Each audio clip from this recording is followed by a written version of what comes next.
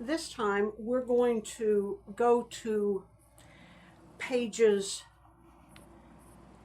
28 and 29 in your student handbook because we want to look at two different things. The first thing we want to look at are form letters.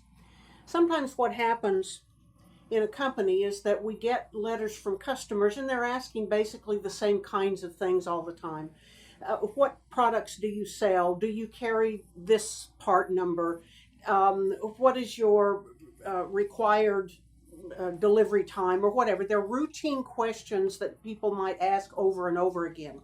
So one of the things that we can do is to create form letters so that when a letter like that comes in, an administrative assistant can automatically return a form letter with the answer to the question without having to keep the customer waiting. So in this case, what we're going to do, because we still have to denote that what has been done, is we're going to make a notation at the bottom of the letter, close to the signature line, that a form letter has been sent and what form letter was sent and the date of that it was sent.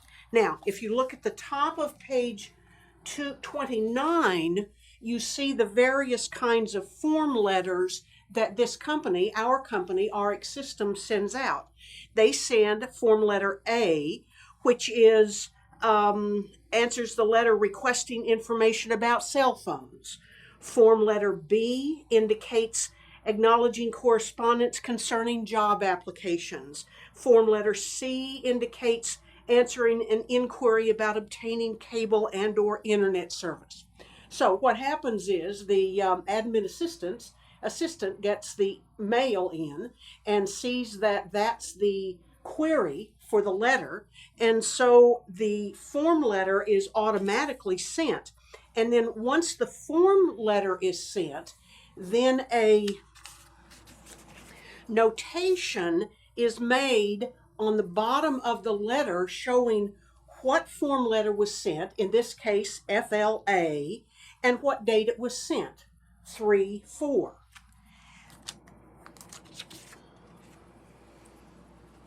The other thing that happens is that when a letter has been read and is ready to be filed, then the person who is releasing it to be filed is going to put her or his initials at the bottom, again close to the signature line, and date the day that the person said it could be filed. So in this case, Patricia Johnson put her initials on here and dated it 3/15. So this document now is ready to be filed. Now, what that means is that we're never going to file anything, any piece of correspondence, until we've been told that it's ready to be filed. It's been released for filing. So it's got to have some kind of release mark on it. Now, different companies are going to do release marks or are going to indicate that something is ready to be filed in different ways. I worked with one company, and my boss had one specific box where everything that was ready to be filed he put in this one box on his desk. So I knew that whatever was in that box I could go ahead and file. Well, in this case, this company goes by release marks, and they have two different kinds of release marks that tell the admin assistant when something can be filed. In the case of RX Systems, if a vice president has initialed and dated the correspondence close to the signature line, then this record has been released for filing and can be coded and put in the file cabinet.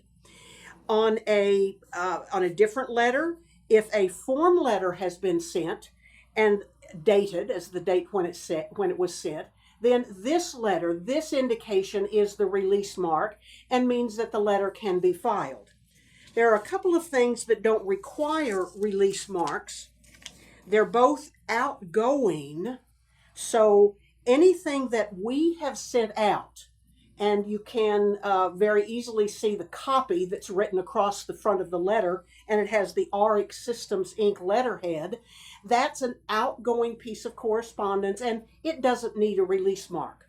The other thing that doesn't need a release mark, and you'll see these starting in job 6, are invoices. But they are outgoing pieces of correspondence. They're our invoice, RX Systems. We're sending them to a customer, in this case, One Way Direct.